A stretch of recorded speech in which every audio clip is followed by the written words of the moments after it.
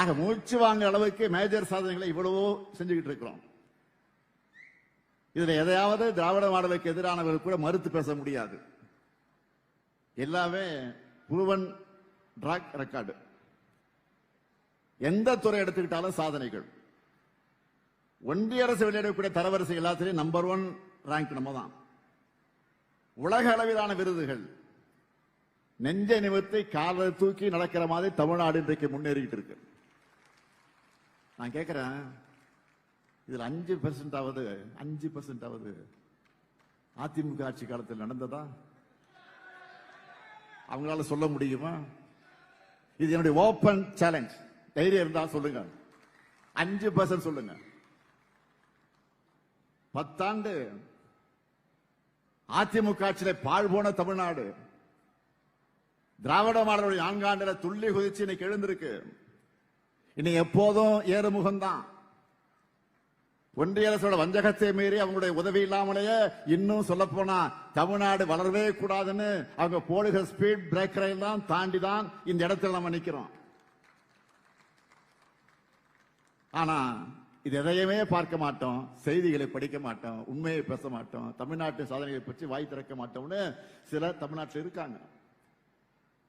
அவங்களுக்கு நான் சொல்றது, நீங்க இப்படியே கண்ணை மூடிக்கிட்டே இருங்க, நாங்க அடிச்சு தூள் கிளப்பிட்டு போயிட்டே இருப்போம்.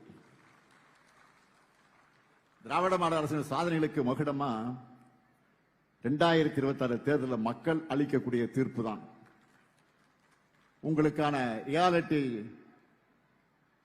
செக்கா இருக்கும். இப்ப நான் சொன்ன தமிழ்நாட்டின் சாதனைகள் வளர்ச்சி நிறைந்த ஒரு இந்தியா என்றால், பாஜக ஆளக்கூடிய மாநிலங்களில் வேற ஒரு இந்தியா இருக்கு. வறுமை, மத வன்முறை, கும்பல் படுகொலைகள், கல்வியை கெடுக்கக்கூடிய முயற்சிகள், வேலை வாய்ப்பின்மை, இதுதான் பாஜகவுடைய இந்தியா. கிறிஸ்துமஸ் அன்னைக்கு கூட மாற்றுத்திறனாளிகளை, குழந்தைகளையும் தாக்கக்கூடிய மோசமான சூழலை பாஜக அரசு உருவாக்கி இருக்கு.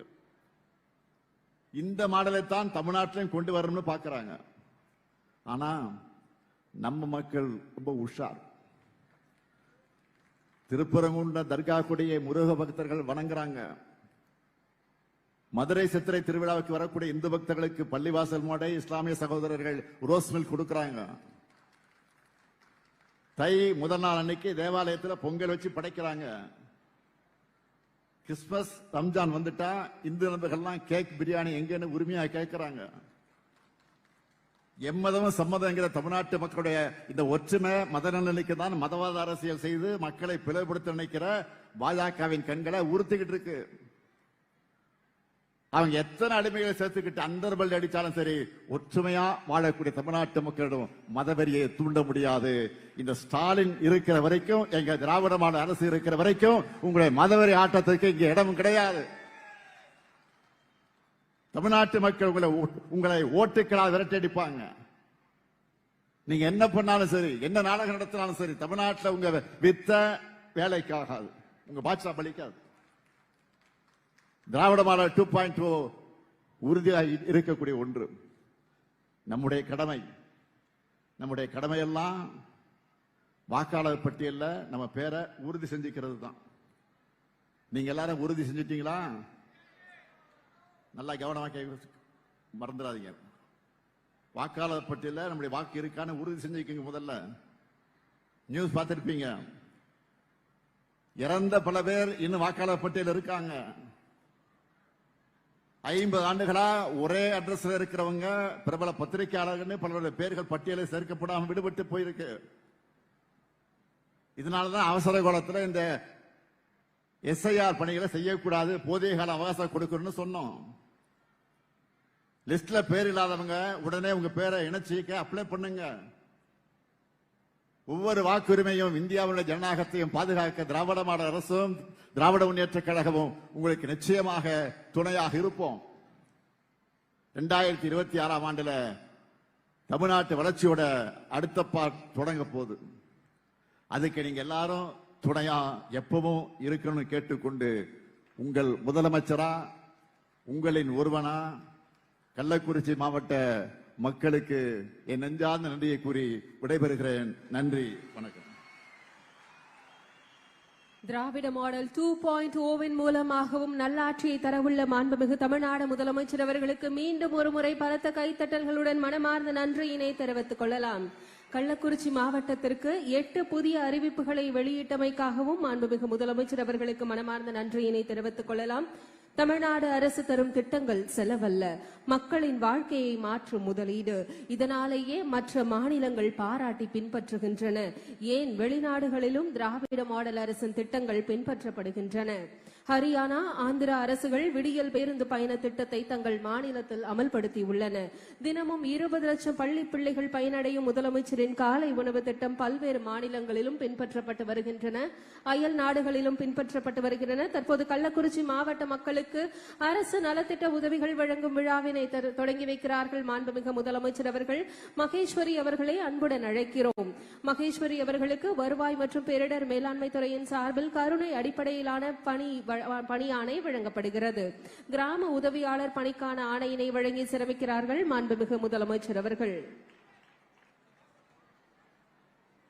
திருமிகு சங்கீதா அவர்களை அன்புடன் அழைக்கிறோம். ஆதி திராவிடர் மற்றும் பழங்குடி நலத்துறையின் சார்பில் தனிநபர் வன உரிமை சான்று வழங்கப்படுகிறது. திருமிகு ராணி அவர்களை அன்புடன் அழைக்கிறோம். வருவாய் மற்றும் பேரிடர் மேலாண்மை துறையின் சார்பில் நகர்ப்புற வீட்டுமனை பட்டாவிற்கான ஆணை வழங்கப்படுகிறது. திருமதி விண்ணரசி அவர்களை அன்புடன் அழைக்கிறோம். ஊரக வளர்ச்சி மற்றும் ஊராட்சித்துறையின் சார்பில் கலைஞரின் கனவு இல்லம் மாண்புமிகு தமிழ்நாடு முதலமைச்சர் அவர்களால் வழங்கி சிறப்பிக்கப்பட உள்ளது. முத்தமிழறிஞர் கலைஞர் அவர்களின் பெயரிலான கலைஞரின் கனவு இல்லம் சாமானிய மக்களுக்கு வழங்கப்பட்டு வருகின்றன. ஓம் சக்தி மகளிர் சுய உதவி குழுவினரை அன்புடன் அழைக்கிறோம். 10 லட்சம் ரூபாய் வங்கிக் கடன் வழங்கி சிறப்பிக்கப்படுகிறது. மகளிர் சுய உதவி குழுக்களை முன்னேற்றி வருகிறார்கள் மாண்புமிகு முதலமைச்சர் அவர்கள்.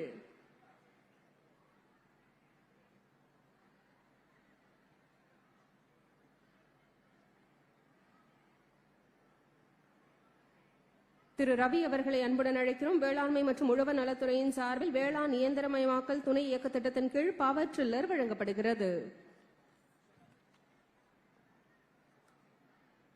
திரு தினேஷ் அவர்களை அன்புடன் அழைக்கிறோம். குறு சிறு நடுத்தர தொழில் நிறுவனங்கள் துறை மாவட்ட தொழில் மையம் சார்பாக புதிய தொழில் முனைவோர் மற்றும் தொழில் நிறுவனங்கள் மேம்பாட்டு திட்டத்தின் கீழ் வங்கி வரைவோலை 235 லட்சம் ரூபாய்க்கான வரைவோலை வழங்கப்படுகிறது.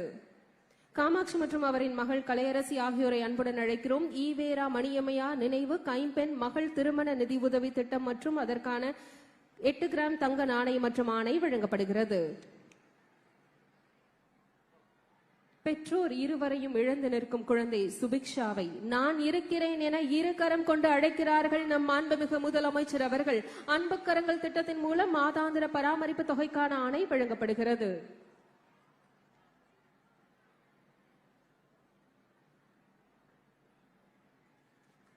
நம் மாண்புமிகு முதலமைச்சர் அவர்கள் தலைவர் மட்டுமல்ல, தாயுமானவர். திரு சந்திரன் அவர்களை அன்புடன் அழைக்கிறோம். கூட்டுறவுத்துறையின் சார்பில் 3 லட்சம் ரூபாய் மதிப்பில் பால் காளான் வளர்ப்பு திட்டத்தின் கீழ் பணி ஆணை வழங்கப்படுகிறது.